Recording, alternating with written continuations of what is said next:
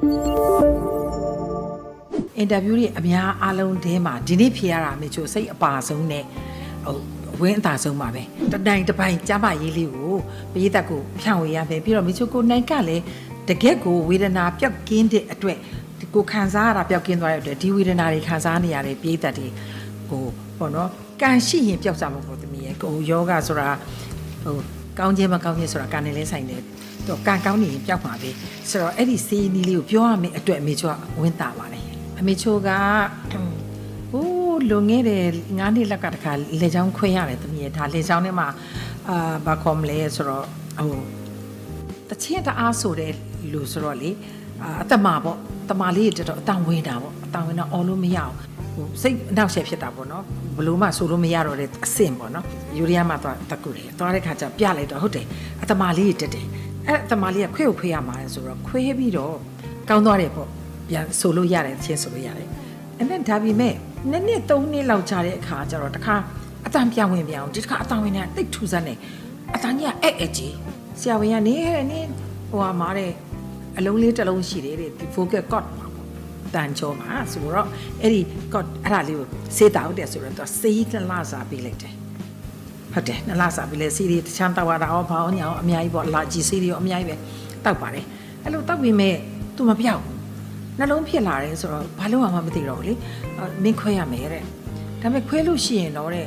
နင်းရဲ့အတန်ငကိုအတန်ဖြစ်မဖြစ်တော့မသိဘူးဒါပေမဲ့မခွဲရင်လည်းနင်းဒီတိုင်းဖြစ်နေမယ်တဲ့နင်းကြာရင်စကားပြောဖို့တော့ခက်ခဲပြီးတော့လိမ့်မယ်တဲ့9ရက်လောက်ဒီဆေးကိုဖြတ်ပြီးတော့မှခွဲမယ်ဆိုအမေချိုအဘာပြီးပြန်လာတာပြန်လာပြီးတော့ဘယ်လိုလုပ်ရမလဲမသိဘူးဆိုဘုရားတွေတော့ဘောဆေးကောင်းတွေ့ရပါစေဘုရားဒီပြီးတော့ရဲ့မလို့အပ်တဲ့အလုံးတွေကိုလည်းအခုခံပါဘုရားဒီပြီးတော့ဒီကနေ့တာတရားပြည့်စင်ပါသေးတယ်ဘုရားတဲ့အကြောင်းဆောက်ချင်ပါသေးတယ်ဘာညာပေါ့လေဒီတန်နေတဲ့ရရုရကန်နေတဲ့ပူဇော်ပါအောင်မယ်ဆိုအဲ့လိုမျိုးပေါ့ဒီအလက်လှူတာပေါ့တမီးရဲ့အလူခံပြီးစွန့်ပေးပါဗျာစွန့်ပေးပါဗျာအဲ့လိုနေနေအတည်းတော့ဒီအတန်အဲ့ကြီးနေပဲကိုကမှတချင်းသွားဆိုရတယ်တဝဲမှာဆိုတော့အတဝဲသွားဆိုရင်လည်းစိုးလို့မရဘူးတမီးရဲ့ကိုဟာနဲ့သာလုံနေရတယ်တကယ်မရတော့ဘူးသွားပြီ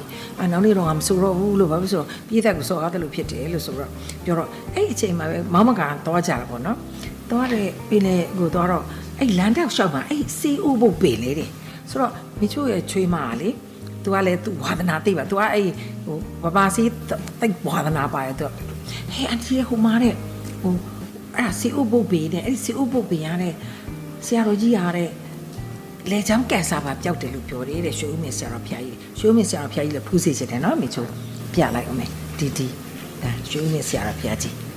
းနော်ရွှေဦးမင်းဆရာတော်ဖျားကြီးကပြောတယ်တဲ့အဲ့ဒီဒါလေချောင်းကင်ဆာပြောက်တယ်လို့ပြောတယ်အဲ့ဒီတောက်ကြည့်လိုက်တယ်ဆိုတော့အေးဟုတ်မဟုတ်ပေါ့လေဘာဖြစ်ဆရာတော်ဘုရားကြီးရမိနေဆိုတော့တောက်ကြသူကပြုတ်ပေးတယ်သမီးရဲ့တလားတော့ပြုတ်ပြီးတော့3ခွက်တစ်ခွက်တင်လေးပေါ့နော်ပြုတ်ပေးတယ်အဲ့လိုတောက်ကြည့်တဲ့ရက်မှာပဲဆူလို့ရသွားတယ်သမီးရဲ့အဲ့တော့အဲ့ဒီလေချောင်းကင်ဆာပြောက်တယ်ဆိုတော့ဒါကိုတောက်လိုက်တာလေထူးထူးခြားခြားကြီးဖြစ်တယ်ဆိုတော့အဲ့ဒီအပင်လေးကိုလည်းအမေချွာပြချင်စီအိုဘုတ်ပင်လို့ခေါ်တယ်သူရဲ့ဟိုအပွင့်အထိခရမ်းရောင်လေးပေါ့ဒါပေမဲ့အဲ့ဒီမှာအဖူလေးတွေပါတယ်အဲ့ဒါအိုးဘုတ်ကလေးတွေလိုပဲတချို့ကရှာမဲသီးလို့ခေါ်တယ်ဒီသူ့အသီးလေးကိုစားရင်ရှာတယ်မဲသွားလို့အဲ့တော့အဲ့ဒီဟာလေးကိုလည်းသိထားစေချင်တယ်ဒါအဆိုလေးပေါ့နော်အခုအဲ့ဒီအဆိုလေးကိုမချို့လို့အချောက်လှမ်းထားတာပေါ့နော်ဒီမှာဒီအိုးဘုတ်ကလေးတွေလည်းပါတယ်ဒါအိုးဘုတ်အတိုင်းပဲဒါလေးတွေကဒီအသီးလေးတွေကအိုးဘုတ်တိုင်းပဲစေးအိုးဘုတ်ဒီသူ့ကိုဘယ်လိုလုပ်ရလဲဆိုတော့ပြင်စ5ပါးပေါ့သူ့ကိုအကုန်လုံးဆွဲပြီးတော့နှုတ်လိုက်မယ်နှုတ်ပြီးတာနဲ့ရေစင်ဆေးမယ်ရေစင်ဆေးပြီးရင်လေတလက်ခံပြီးခြောက်ရတယ်တမီးဟိုနေထဲမှာမခြောက်ဘူးဒီဟာရဲ့အယိုးကောအမြစ်ကောဒီလိုတွေကောအရွက်ကောအသီးတွေကောအားလုံးကိုဒီဟာရဲ့4စားလောက်ပေါ့နောက်ထပ်ဒါမျိုးဒါတစ်ခက်2ခက်ဆိုနောက်ထပ်5ခက်လောက်ရောလိုက်နော်ရောလိုက်ပြီးတော့အဲ့ဒါကို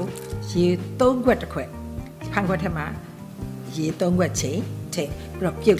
လိုက်တစ်ခွက်သေးကြံတဲ့အထိပြုတ်ရမယ်ဒီအရေဒါဆေးအုပ်ရေနော်တမီးတို့လာမယ်ဆိုလို့မျိုးချို့ဒီနေ့သေချာပြုတ်ထားတယ်အဲ့ဒီအရေလေးဖြစ်လာတယ်အဲ့ဒါလေးကိုတနေ့လုံးတစ်စိမ့်စီနဲ့တောက်တာအဲ့တောက်ရင်းနဲ့ပဲအမေချို့ရဲ့အတန်ငကိုအတန်တိုင်းဖြစ်သွားတာအခုဒီအတန်တိုင်းဖြစ်သွားတယ်တမီးရဲ့အရင်တော့ဆိုအဲ့လိုဖြစ်နေတာလေဆိုတော့ဖြစ်သွားမေဆိုတအားဝမ်းတာအဲ့ဒါကနေစိတ်ထဲမှာလေရှင်းကျင်တော့ဘာကကိုတော့ပြန်ပြီးတော့ပြလိုက်တယ်နေခွဲတော့မှလာတဲ့ဆရာဝန်ကလေ လိုရင်ခွဲပါမယ်လို့အဲ့မှာဆေးဖြတ်ပြီးပါညာဖြီးရတော့တမီးရအသူကြည့်လဲကြည့်တော့မရှိတော့အဲ့ဒီအဖူလေးတွေကမရှိတော့ဒါမေချိုရဲ့လက်တွေကိုတွေဒါတေချာပြောက်တယ်လို့မေချိုကအာမခံကြီးမပြောဘူးမေချိုတော့ပြောက်တယ်ဒါမေချိုနဲ့ကတော့အင်မတန်ကန်ဆတ်တယ်ပြီးတော့ဆရာတော်ဘုရားကြီးရဲ့တီလာသမာဓိဂုံကြီးဆိုကြောင့်မေချိုတို့ယုံမကြည်တယ်တဲ့လူတွေကတော့ယုံမကြည်တယ်နော်ယုံလိုက်တယ်ဆိုရင်ယုံကြည်ကြည်လေးတောက်လိုက်ပါတစ်နှစ်ကြောလောက်ရှိပြီတောက်တာဘာမှမဖြစ်ဘူးand then နောက်တစ်ခုကောင်းတာကဒီဆေးကိုတောက်ရင်နဲ့ဘာဖြစ်သွားလဲဆိုတော့စီးကြကြတာအဲ့တော့မေချိုတို့သူရွေးပါရှာတယ်ဒီဆေးကဘာကောင်းလဲပေါ့ဒီဆေးရုပ်ပေါ့ဆိုတော့ရှာတဲ့နေရာမှာတို့က research ဘာလုပ်တယ်လဲဆိုတော့ဒီဟာကစီးကြအတွက်တို့လုပ်ထားတာတဲ့အဲ့ဒီဟာလေးကိုတောက်ရင်နဲ့သူအခုစီးကြပါသူကထိန်းသွားတယ်ဆိုတော့နှစ်ခုပြောက်တယ်နော်နှစ်ခုပြောက်တယ်ဒါကိုတော့လုံးဝအမေချိုကတော့လုံးဝပြောက်ပါတယ်လို့ဒါရဲတင်းပြောတယ်ဒါပေမဲ့ကိုယ့်ရဲ့ကုသိုလ်ကိုယ်သီလကိုယ့်ရဲ့ယုံကြည်မှုနဲ့လေဆိုင်ပါတယ်အခုမေချိုဆိုရင်အချိန်နဲ့အကုန်ကမ်းပြီးပြောပြီးတယ်ဘာလို့ပြောပြီးလဲမေချိုလိုပြောက်စီခြင်းလို့တချို့လူတွေကစကားမပြောနိုင်ကြရှာဘူးရေးမမျိုးနိုင်ဘူးအဲ့လိုဖြစ်နေတာလေဆိုတော့တောက်ကြည့်ပါလို့မေချိုကတော့လုံးဝဒီဟာဒီအလွန်ကောင်းပါရဲ့မေချိုအတွက်ကတော့အလွန်ကောင်းပါလို့အာမခံတယ်သူကလေဟိုတဝဲမှာတဝဲကနေဟိုပင်လယ်ပြင်ကိုသွားတဲ့လမ်းမှာဘလောဆိုတာလေအဲ့ဒီလမ်းမှာအများကြီးတွေ့တယ်နော်နောက်တစ်ခါဒီနာနာကတထုံကလေမြသပိတောင်ကိုသွားတဲ့လမ်းမှာတွေ့တယ်နောက်တစ်ခါဟိုမှာဟိုတောင်ကိုတန်တောင်လေတန်တာဟိုဆူတောင်းတောင်ဆိုတာလေဟိုခရီးယန်ဟိုစာနေရှိတယ်မလားအဲ့ဒီကိုသွားတဲ့တောင်လုံးမှာတမီးကြောက်တောင်လုံးမှာအဲ့ဒါတွေဒါပေမဲ့စေးဘုတ်ဆိုတာတေချာအောင်လဲကြည့်ရမယ်နော်ဒါကြောင့်မတရားမဲ့တခြားဟာကြီးသွားပြီးတော့မပြောက်ခွင့်နဲ့တော့ဆိုပြောဟုတ်လဲမဟုတ်ဘူးလို့ဖြစ်နေမှာစိုးလို့အဲ့ဒါလေးကိုပုံလေးတွေပြတာဒါပေမဲ့ဒီဆေးလေးကတောက်ခါစားဆိုလူတွေကလန့်တတ်တယ်ဘာလို့ဆိုသူကဒီနားမှာအရသာတော့မရှိဘူးတိုးတော့ဒီနားမှာဆက်တက်ကလေးဖြစ်တယ်အဲ့ဒါမကြောက်ပါနဲ့လို့အဲ့ဒါသူကသူဒီယောဂကိုတိုက်စားတာပါသူဆက်ကလေးပေါ့ဥမာငြုပ်ဒီဆက်တဲ့ရေစိမ်ထားတဲ့ဟာလေးတောက်မိတယ်လို့ပေါ့အဲ့လိုလေးနည်းနည်းဆက်တယ်လို့ဒါဘာမှမဖြစ်ပါဘူးလို့ဒါမကြောက်ပါနဲ့ဆက်တော့ပါလို့နော်အဲ့လိုပဲပြောချင်တယ်ပျောက်သွားမှာပါရှိုးဦးမင်းဆရာတော်ဘုရားကြီးကနောက်တစ်ခုကလည်းဂေယုခါပင်ဆိုတာရှိသေးတယ်သိလားတခါရပဲသူကစားလိုက်တော့ခါလိုက်တာတခါတည်းခေါင်းတွေပါရတော့ပူသွားအောင်ခါအဲ့ဒါကလည်းသွေးတို့အတွက်ကောင်းတယ်လို့ပြောတယ်လေလည်းမဖြတ်ဘူးတဲ့သွေးတို့လည်းကောင်းတယ်လို့ဆရာတော်ကြီးက3မျိုးပြောတာနောက်တစ်မျိုးကတော့အမေချိုမေ့နေတယ်တက်လားအဲ့ဒါလေးတွေပြောတယ်အဲ့လိုမျိုးဒါတွေကကိုသိရမယ်ကိစ္စတွေပေါ့တခုတော့ရှိတာပေါ့သမီးတန်ရင်ဆေးလွန်ရင်ပေးပေါ့နော်လွန်ကြီးတော့လည်းမတောင်းနဲ့ပေါ့ကိုကနည်းနည်းတက်တာတိတာပါလေတောက်လိုက်တယ်ဆိုရင်တိတာတယ်တိတာလို့ရှိရင်တော့နည်းနည်းမြင်းတော့ပေါ့သမီးနည်းနည်းပြင်းနေတယ်ထင်ရင်တော့လေခပ်ပြင်းပြင်းလေးတော့ပေါ့ဘာမှဖြစ်ပါဘူးရှိပဲနော်ကောင်းရပါတယ်ဒါတွေကသုံးဝက်တစ်ခါပြင်ကြိုထားတဲ့အချိန်